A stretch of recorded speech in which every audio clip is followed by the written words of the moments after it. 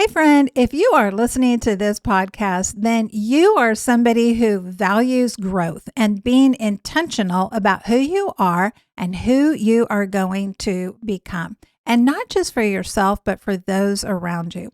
That might also be members of your immediate family, it might be friends, it might be colleagues. Well, today you are going to have a whole backpack full of tools that are going to help you to be able to move from just thinking about growth to actually seeing it happen in your life. Stay tuned. If your desire is to become spiritually stronger, emotionally healthier, and relationally smarter, you're at the right place.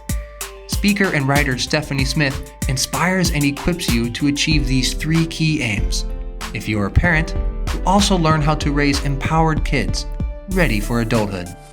Let's get started. Today, we are going to pick up with the second part of my conversation with Audrey Rindlisbacher. Yep, that's a bit of a mouthful there, but you are going to love what she has to say. She is the author of the book, The Mission Driven Life, and she is the founder of the Mission Driven Mom Academy. There's also a Mission Driven Teen Academy, and she has so many resources available on her website, The Mission Driven Mom. You're definitely going to want to go and to check out all of those resources in the academy and courses and the book that she has. You know, last week as we were having this conversation, one of the things that I referred to different times is how much I loved the fact that, and then I would go on with different things, because in Audrey's book, The Mission Driven Life, which I have read from cover to cover, she breaks down principles for life that apply. It doesn't matter what your age is. It doesn't matter what your marital status is, your parenting status, because there are principles that we either discover and are taught and we live aligned with, or we don't. And the sad truth is that when we don't know the things that align with how God has designed us in life to work, we will suffer and other people will suffer. It's not just rebellion against God that causes suffering. It can also be just ignorance of Him and of His laws and of His principles and of His designs. Well, you are in for an absolute treat as we pick up and continue this conversation with Audrey. So put on your best listening pose and get ready as we continue with part 2 of my conversation with Audrey Rindlisbacher. It reminds me of when you were talking, I was reminded of an article that a woman wrote, a mom, and she was talking about, she said how Jordan Peterson helped me or changed my life or something like that. And she talked about how everywhere she went, all she did was get validation, whether she was at church or on socials or listening to podcasts, that everybody just told her, you're okay as you are, everything's good, you do you, just keep going, God loves you as you are, everybody loves you as you are. And she said, she was a lot like me. I really identified with the woman that wrote this article because she's not beating her kids. Like, she's a good person, but she knows she needs to improve. She knows she screams at her kids. She knows she loses her temper and gets frustrated. She knows that things aren't what they could be in her home. She wants more, right? She's striving. She wants to be better. She wants to grow, find balance. She wants to find ways to be a better mom and a better person. And she said she was so grateful when she found Jordan Peterson because he finally just called her out. He just said, you aren't who you could be. You aren't reaching your potential. You need to change. Yep. You need to improve. And it was huge for her. She said it was very, very helpful for someone to just validate what I was feeling deep down inside of me. And that was, there is something wrong. I do need to change. And I need some like signposts or something to help me know what direction to head. Exactly. Yeah. Yeah. So law 3, we love truth. So we actively seek out principles in the academy. We call them actionable principles. We teach you how to do that and how to apply those. And then law 4, you're ready to love humanity by becoming a servant leader. This is where we really dive deep and learn how to follow the example of the greats. we become active lifelong learners. I listened to a podcast of yours recently talking about the information age and how just because it's information doesn't mean it's truth. And sometimes we get further from truth when we're in, like absorbing all this information and not knowing how to filter it. And that we want to be lifelong learners, but we need to know how to be truth seekers. And that's what the book is attempting to help people become better at everything that I do. And so true servant leadership is to know how, and because you know how to love yourself properly, you know that your needs don't come before anybody else's, but their needs don't come either. Because you're taking good care of yourself, you can now go out and be of true service. And because we do some work in worldview, and really to see and understand people where they're at, why they think what they do, why they do what they do, why they believe what they believe, so that we can build bridges with them and we can know how to bring principled solutions to real world problems. 5, 6, and 7 are leadership laws. We hear the call, we know how to discern that, and then we take courageous action. And that's where wherever we stand, we try to implement true principles into whatever problems we're finding, wherever our gifts and talents take us. I give you some examples of some of the graduates of our academy, what they're doing, how they're using this information. But ultimately, there's quite a few stories in the book, and it's really beautiful to see how this path so beautifully brings you to becoming someone you didn't think you could be, to doing things that you didn't think you would be able to do. And it's all because you lay a good, solid foundation. One of the things I talk about in the book is those 4 foundational laws. You never stop loving God, and sometimes you need to return and level up, and return to loving yourself and level up. A really nice story I like to talk about with Mother Teresa. I have a podcast on her you can listen to, but she had done a myriad of things, and she was all the way to the point after having done a whole bunch of different work, and she kept learning more about herself and answering the next call and answering the next call. Life mission isn't one call, it's lots of calls. And so she's now had this call to go out into Calcutta to where their dump is and to try to serve the people in some way. And she's gotten permission from the Catholic Church. She's out there trying to do this, and her health falls apart. Why? Because she wasn't loving herself properly. Return to those foundational laws again. She had to meet her real needs. She had to make sure she was taking good care of herself. She always took good care of herself spiritually. She wasn't taking good care of herself physically. So she couldn't engage in God's call until she went back to these foundational laws and lived this principle again. So that's why having this little handbook, having these laws and principles at hand to review and come back to again and again is so helpful to engaging in the next stage of our growth. And then, of course, the beautiful flourishing of you and your family as you bring them on this journey with you. As you're talking about the laws that you label as the laws of leadership, and you're not talking here in the narrow way that we often think of leadership. So I love business books, I love leadership books, I love all of that. And it's astounding to me how many of the principles that people write about in the context for people who are in the C-suite. So your CEOs and people leading businesses, usually for profit, sometimes not for profit or whatever. The very same principles apply in leading your own home, your own self, your own family. And so I don't want our listeners to think, oh, well, the whole point of these first 4 foundational laws is so you get to the point that then you can try to motivate or grow yourself into a C-suite position in a for-profit business. That may be exactly where you need to go.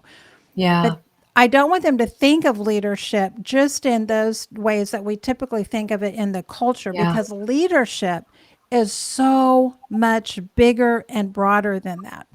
And Yes. sometimes as Christian women, we can especially shy away from words like leadership because Mhm. then it can sound like, oh, wait a minute, and then you kind of get into the whole differences in terms of male and female roles, whether in the home or in the church or the community. And we're not diving into all of that. Yep. But I want to be very clear. Maybe you can speak to this a little bit more. And that is when you're talking about leadership, and you mentioned some of the examples of people in your academy. How has that played out? Yeah. Not just in those traditional kind of ways, but how is that getting lived out in what we might not typically label as quote leadership? Yeah. So let me give you some micro examples and then some bigger examples.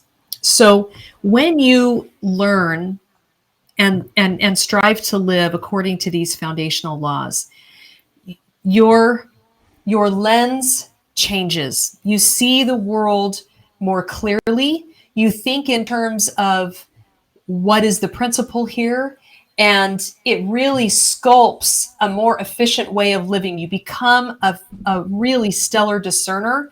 You go back out into the world with skills to discern right and wrong. I could give you a lot of examples of exercises that we do and things that we do, but so one small example of leadership in the home. We're all leading right now. Moms, dads, women, whoever you are that's listening, you're a leader. You're just either a good one or a bad one. You're a principled one or you're an unprincipled one. You're a Right. leadership, you're a servant leader or you're not. Like you are all, people are watching you. People have you in their sights. Your example matters. And so what we're trying to do is help you to be a better one. So one small example, I had a student contact me. She asked me if we could get on a short phone call because she had a very specific question she wanted to ask me personally. She said that she had, I think she was through level 2. She learned all about principles in level 3 or something like that at the academy. I can't remember exactly where she was at. She hadn't finished, but she had learned enough of this to be aware that there are principles and there are applications, and they're not the same thing. So her husband had a pornography issue, and they were in marriage therapy, and her husband acted out. And so she went to her therapist, and her therapist said, then you need to kick him out of the house. And this woman had the leadership ability and the skill set to contact me and say, okay, here's what I think. I think that she's trying to impress upon me an application and not a principle. And I think that the principle is this. And I think this other application that I feel God is leading me to is better for my family. And so I said, you're absolutely right. And her ability to discern that principle and then to see that a different application was better for her family was her being a principled servant leader in her home, standing up to an authority figure in her life, being the expert on her own problems and issues, utilizing the relationship with God and herself and her family that she'd already worked really hard to develop and to improve. So those are micro ways in which we're discerning, we're filtering, where should we go? What activity should we engage in? What should I allow in my home? What kind of conversations should we have? All of that, you're already a leader, whether you like it or not. We just want you to, you need to be a better leader. You can be a better leader. And then in more maybe visible ways outside the home, our graduates are doing a myriad of things, serving on local school boards, heading up local chapters of their governmental party. One woman has gotten some land in Mexico, and she is starting a boarding school for orphans in Mexico. One woman helped found a charter school in her town. One woman used her gifts for sewing and creativity to start a group of girls together and sew. She's taught them to sew, but they also take time to sew the things that girls need, the feminine products that are needed, like in Africa and things like that. So there's a myriad of different activities. I think one woman has started a business. Most of the other ones, another one contacted me recently. She's serving in a nonprofit organization for families and helping build curriculum for them. just a myriad of places wherever their time and talents are taking them, but they're applying, and this is that subtitle of Courageously Execute, apply principled solutions to real world problems. Wherever you find them, maybe you find them in the PTA, maybe you find them in the church Bible study group, like wherever you find them, you are now a woman of courage who steps up instead of staying silent, instead of wondering, instead of having question marks. Instead of saying, I don't know the answer, or I don't know how to discern that, or I can't, raise my hand. You're now the one that's raising your hand. I have a book called Servant Leader by Greenleaf. Such a great book. I have a handful of servant leadership books, but this is a good one. And one of the things he said is the greatest threat to good leadership in our culture, which is so desperately needed. People are screaming for good leadership. He said, the greatest threat is not really the non-servant leaders. It's those who could be servant leaders, but don't choose to be, and individuals who don't choose to follow servant leaders. They can't discern and identify the servant leaders to follow the appropriate leaders so that the right leaders can lead. And we do have a powerful. Yeah. Yeah, definitely. And it's interesting. I just had an email in my inbox a couple of days ago from a nationally known therapist whose work I like. And I appreciate what you said earlier, by the way, and just your honesty about recognizing that the therapist that you went to early on with your husband, that while it provided some help, it wasn't a fix. And being able to recognize, I think this person has taught me all they know. And having spent a lot of my own life in many different counselors' offices, I have my own version of how we do therapy in the United States. And it is not always it's not always the solution. And oftentimes it is because there's not that distinguish between here's the principle. Let's get down to the principle. It becomes about application. Oh, you have this. Here's the application. And those become formulas that can end up doing more harm than good. I will get off of that rabbit trail. But what he was talking about was he counsels and works with a lot of pastors, not only pastors, but a lot of pastors. And the difference that he sees in someone who can have tremendous spiritual knowledge, who can have great biblical knowledge, who can be very skilled even in terms of certain aspects of what we would call leadership, and yet their character is very undeveloped. And so I like how you continue to come back to this leadership is not based on a set of people skills. Oh, if I learn how to be charismatic enough, if I learn how to build a big enough platform, if I know how to, this is a character-based leadership. Absolutely. And you make that very clear because that's sustainable and that ultimately is going to help people and not sacrifice your own family or your own community in the process of that. Yeah. Go ahead. I was just going to say that one of the things that you reminded me of is in Covey's 7 Habits book. He talks about how he was studying the success literature of the United States, starting at its origin in 776 and to the current day. This was in the late 80s. And he said that in the 50 years prior to him doing that, so it would have been in the 20s, 30s, 40s in the United States, there was a great shift in the success literature in the United States. And he personality versus character ethic. And so he says for the first 200 years, almost 200 years, 150 years of America's existence, our success literature was really very character based. It was really very steeped in you've got to be a certain kind of person if you expect to have a happy life or to have influence or any of those things, versus personality, pick up these traits, skills, and tools, say the right things, do the right things, and then people will follow you and you'll be a leader. And that's really what we're talking about is a character ethic approach to living. And people really underestimate how much better you will feel when your character is your focus. Like really, you're the biggest winner. You just really start to have an inner sense of peace, an inner sense of confidence settles in on you. and then you begin, people just start to pay better attention to what you're doing, how you're living, what you're saying, simply by virtue of the fact of who you're being. Right. And I think it goes back to what you talked about early in terms of self-love and seeing that as self-mastery.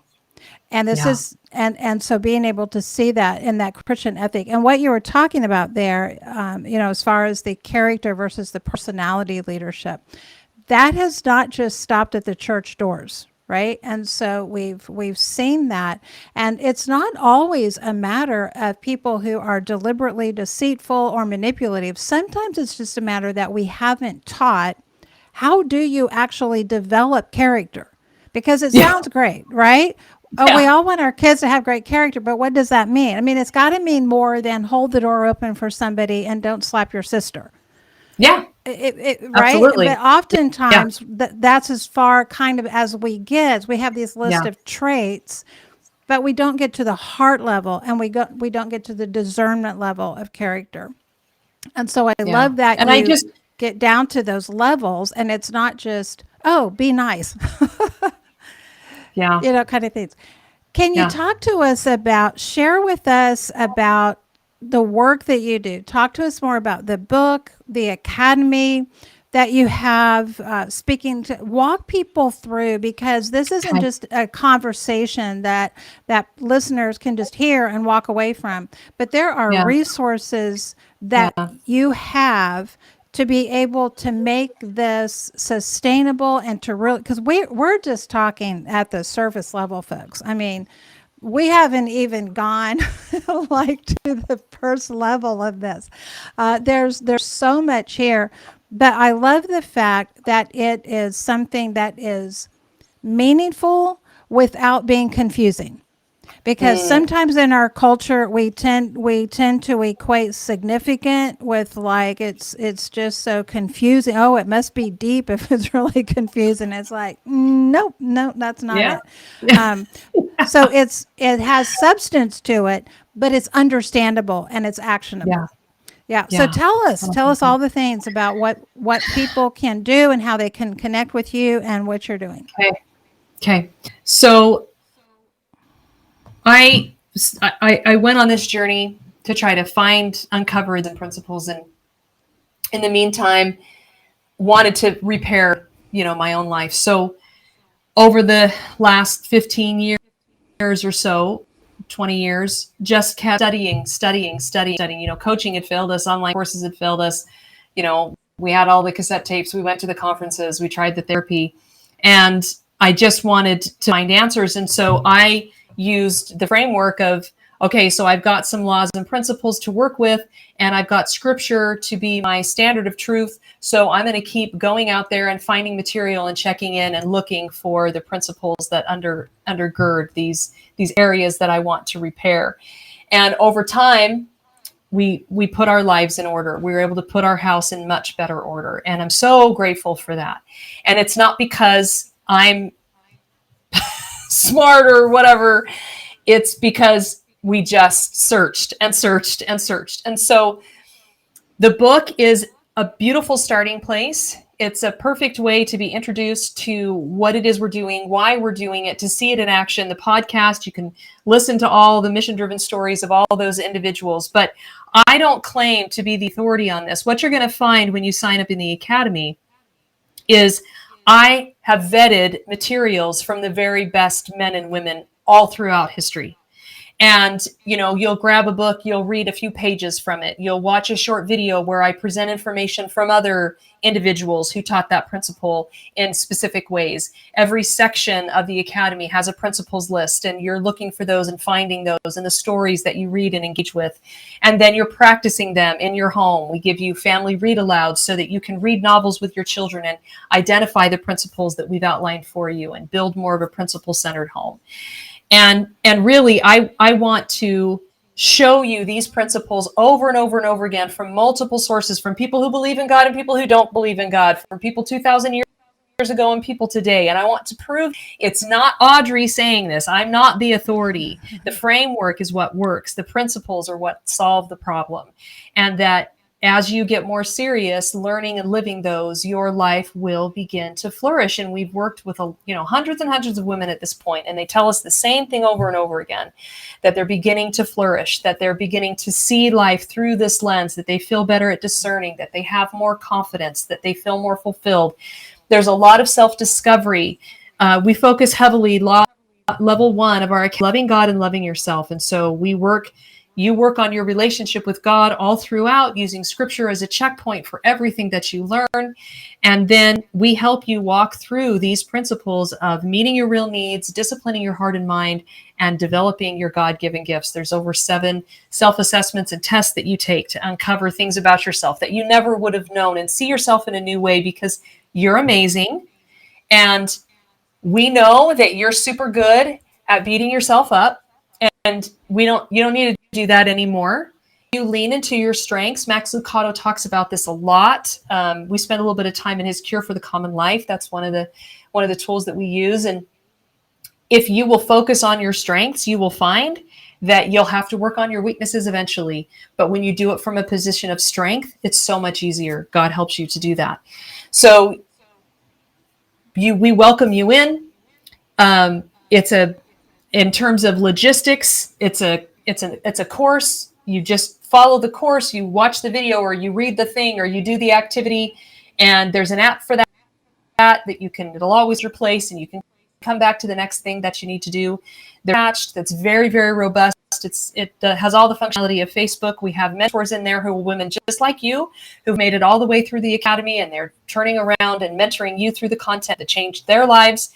And we several times a month, we get on live online discussions. We do workshops. I get on there and do Q&A, so the women never have to be stuck. They never have to worry about having the support that they need.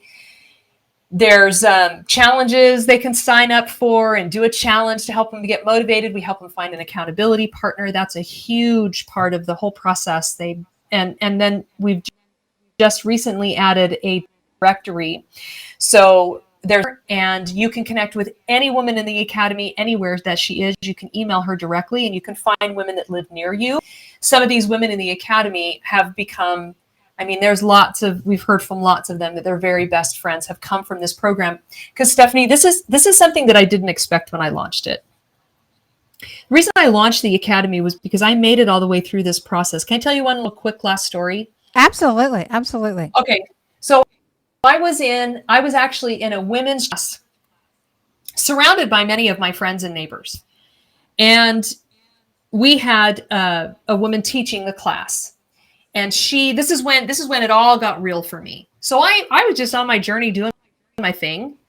And then I was class. And she had these roses in her hand. And so before the class started, she just walked around and she handed roses to individual women in this class. And then she went back up, she started the class, and she said, okay, now, if I handed you a rose, I want you to come up to the front and put the rose in this vase, and then I want you to tell us something good about you or something that you're good at. And what I watched over the next 10 minutes was absolutely heartbreaking. I was floored. Woman after woman walked up, and we're with friends. It's not like you've got to hide behind something. It's not, it's not a big, huge room of thousands of people. There's 50 women in the room or whatever. We're among friends. They should be comfortable. And woman after woman went up to the front and said something self-deprecating. I'm eating chocolate. I'm good at sleeping in. I'm good at gaining weight. I'm good at yelling at my kids. And I was like, either they genuinely don't know how amazing they are. I almost broke out in tears. I was so heartbroken. These women, I knew what kind of women they were. I knew that they loved God and they loved their families and they loved their friends. And they were good people to the core. And, finally the last woman stood up and I think she said something like, I'm good at reading scripture daily. And I was like, okay, well, good for you for actually saying something positive. And I went home. That sat with me for weeks. I prayed over that. I thought about that. I could not believe it. And for me, it was that moment where I realized, oh my heavens, these women are in as much pain as I was in. I had no idea the level of Mm-hmm. suffering that was going on. Yep. And I found some things and they helped me. So let me figure out how to pay it forward. Let me figure out how to give them what helped me. And so for a year, 2 women that I loved and trusted got on with me every single week. We vetted. I had already been teaching material and had vetted that, and it was working. It was helpful. It was good stuff. But it was, I just, if people signed up, they did it. It was good. But now I was like, I got to really get serious about making this available. So that developed the Academy for a year. We vetted more material, built it all out, and launched it in, I think, 2018. And since that time, have just been able to watch so many women's lives grow and develop and flourish. And some of these women have the closest relationships of their lives. But one of the things that I didn't expect was the caliber of women that is attracted to the program. I mean, they're mission driven women. They want to be mission driven. They want to, as the cover says, discover and fulfill their unique contribution to the world. They want to meet their potential and bring their family with them. They want to be better women, but also better moms and better wives, right? Like, so they want it all, and it feels impossible.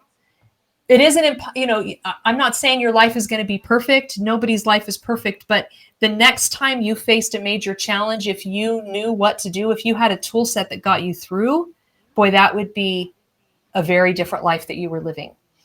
And the confidence that exudes from these women and the opportunities that they have and the things that they do is just really amazing to me. So that's what kind of a little bit of what you can expect from the Academy.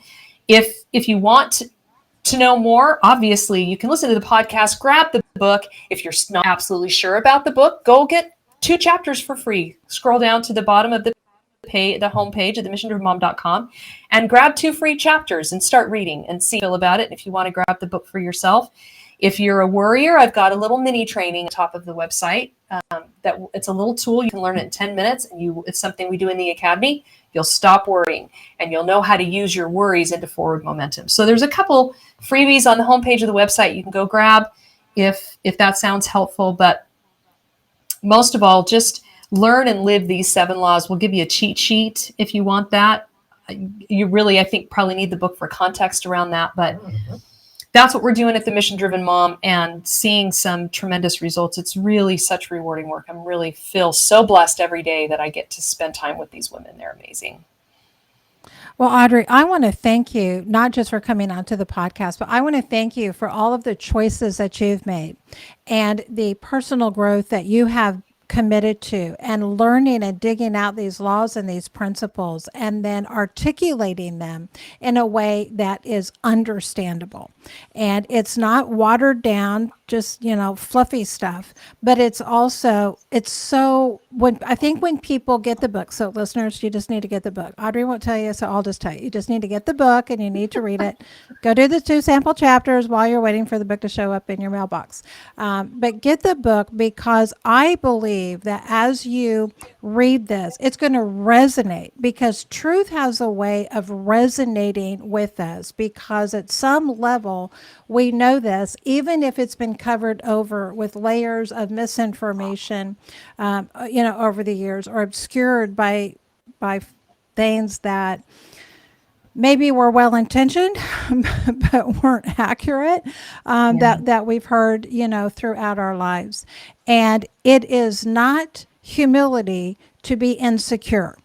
Those are not the same things. And as you were talking about the self-deprecation, we have an enemy who wants us as women to be confused, to play small, because that means that we are being submissive if we're small. We're not trying to step out of bounds if we're small, and all those other lies that the enemy uses to keep us as individuals and our families, and ultimately God's kingdom, from growing with the quantity and the quality that we have the potential for. So, Audrey, any just last words that you want to leave our listeners with here before we close today? I would just say that you don't have to stay stuck. If you're someone who doesn't have the confidence that you want to have, is struggling to navigate the confusing culture and discern better for yourself and for your children. If you're someone that wants to begin to tap your potential, if you think you're not talented, I promise you are.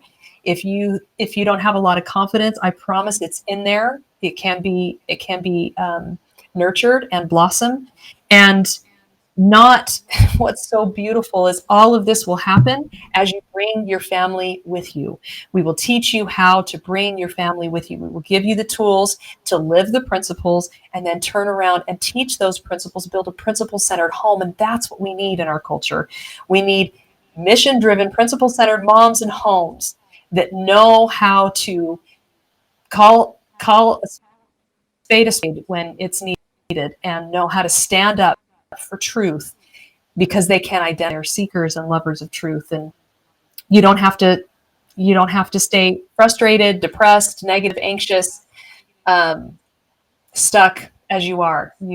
God has a plan for your life. I know that without a doubt. And you can uncover and partner with him and do things you never thought were imaginable for you. So again, make sure to visit Audrey's website, The Mission Driven Mom. And while you are online, if you haven't already, hop over to my website, stephaniepresents.com, sign up for High Impact, check out the speaking engagements that I offer there. And as always, you can email me. There's a contact form as well on my website. Ask questions, make suggestions, request different topics that I would cover on this podcast. And maybe there's even a particular guest that you would really like to be able to recommend. You're always welcome to do that. All right, my friend, if you've listened very long, you've heard me say this, but don't let the familiarity of this cancel out its truth, because this is true. You have an impact that is immeasurable, eternal, and irreplaceable.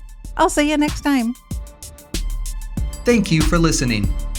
Visit the website, stephaniepresents.com, and sign up for High Impact to join the mission of building spiritually strong, emotionally healthy, and relationally smart women and families. You can also book Stephanie to speak at your event and check out additional resources. Together, we can invite and equip generations to engage fully in God's grand story.